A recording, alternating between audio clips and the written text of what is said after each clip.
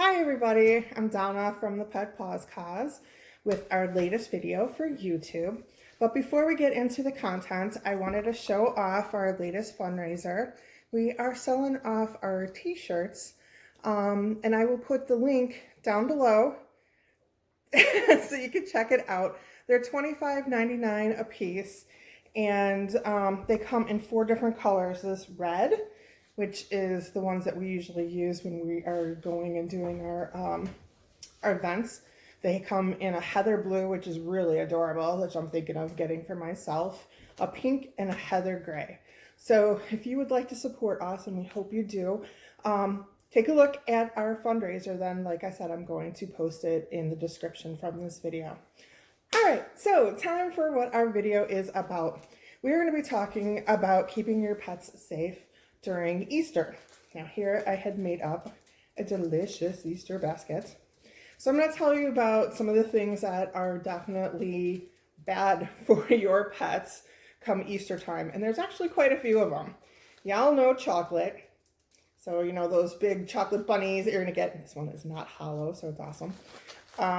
These are definitely toxic to both cats and dogs. However, it seems like cats kind of stay away from sugary things. So it seems like your dog is going to be the one who's probably going to get into their basket a lot more than a cat would. But the darker the chocolate, the higher the concentrations of the toxin, and I wrote it down because I knew I wasn't going to remember the name, theobromine, and then it also has caffeine. And so the darker the chocolate, the higher the concentrations of those two chemicals are, and that makes it more toxic. So yes, the milk chocolate is toxic, but a dark chocolate or even your baking chocolate is even more toxic. So just be careful of that. Be careful of your kids not handing these off to any of the animals, because I know as I was making up this Easter basket, my dogs were all underneath me trying to see what I was doing, see if something's going to drop on the floor, if they were going to get into it. And I did put a lot of goodies of chocolate because I love chocolate. But I actually don't like the dark chocolate. So I always have just milk chocolate in the house, which again is still bad, but not as bad. Okay, the second thing is the plastic grass that come in most of these baskets. This is definitely, especially cats, this is just teasing cats to come out and play. They cannot digest this. Neither dogs nor cats, no animals, even us, we can't digest plastic. But with the animals, especially like this stuff can drop all over the place. And your pets are very interested in what's going on, especially if you've got people over and stuff and they want to be part of it. So this stuff drops on the floor. This can get stuck in their digestive tract. So you really want to be careful about this. Small little toys that might come in those Easter eggs that are filled, you know, little toys, little treats and all that kind of stuff. Be careful around that stuff around your animals. And again, it would be better if you used paper instead of the plastic, because the plastic is not going to absorb it all into their systems, where at least paper has a fighting chance. Okay, so the next one I'm going to talk about is, since I pulled these up, I thought these were so cute.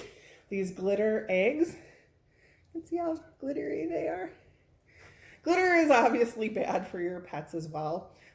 They are tiny. Glitter's tiny, so a little bit, like what's falling all over the place right now, isn't going to do that much harm.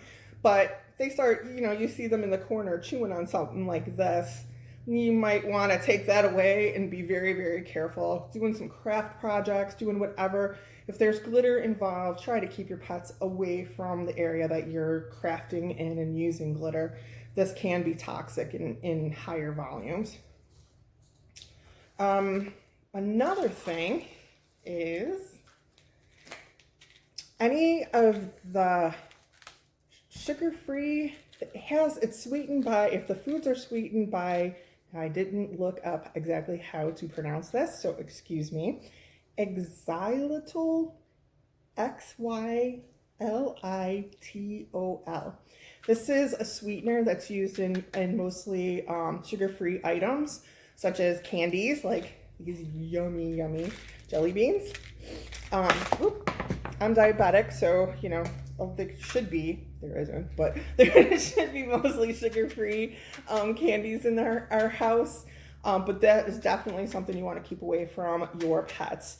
It is very toxic. If you do see that your pet has chewed on any kind of sugar-free, even if you're using sugar-free like baked goods at this time, and candies, gum, even some toothpastes have that xylitol. However, I did find that dogs are actually the only species that this affects this bad. I wouldn't go giving this out to your cats or anything, but it's very interesting. Like, how many species did they test this on? How did they figure this out? I don't know, but I'm definitely telling you, stay the sugar-free stuff away from, especially your dog. Another thing is we usually color Easter eggs. I did not do that because my sister has Easter, so I don't have Easter around here, and I don't have little kids. So I'm just going to show you with this. Check and make sure that the food colorings or any of the colorings that you are using to dye your Easter eggs, or use food coloring in any of your baking or anything in general, check and make sure that it is non-toxic. Most nowadays you're probably going to find non-toxic, but if you shop on something like Wish and you're getting your Easter stuff from there, that's coming from China, so we don't know, they don't have the same FDA regulations as we do here in the States. So they may have toxins in it, so just be very, very careful. Just keep anything that has any kind of food coloring away from your pets. Okay, another thing, and I looked high and low today for Easter lilies, and believe it or not, I could not find any Easter lilies out this year. I don't know if it's because it's cold here. I don't know what's going on. One lady said, you know, oh, they'll be in the week before Easter. It is the week before Easter. Why are they not here? But anyways, Easter lilies. Those are toxic, especially to your cat. Now, dogs, it's not as bad, but I wouldn't just be like, you know, here, eat this leaf. That's probably not a good idea. However, for the cats, every part of the lily, including the water that it might be sitting in, is toxic to your cats. So if you do have cats, my suggestion is don't even bring any kind of lilies into your house. Keep them outside, plant them outside. They're beautiful, and especially at Easter time, gorgeous. But we don't want your cats getting a hold of any part of that plant, and even the water. So if they start drinking on the water, that can be toxic to them as well.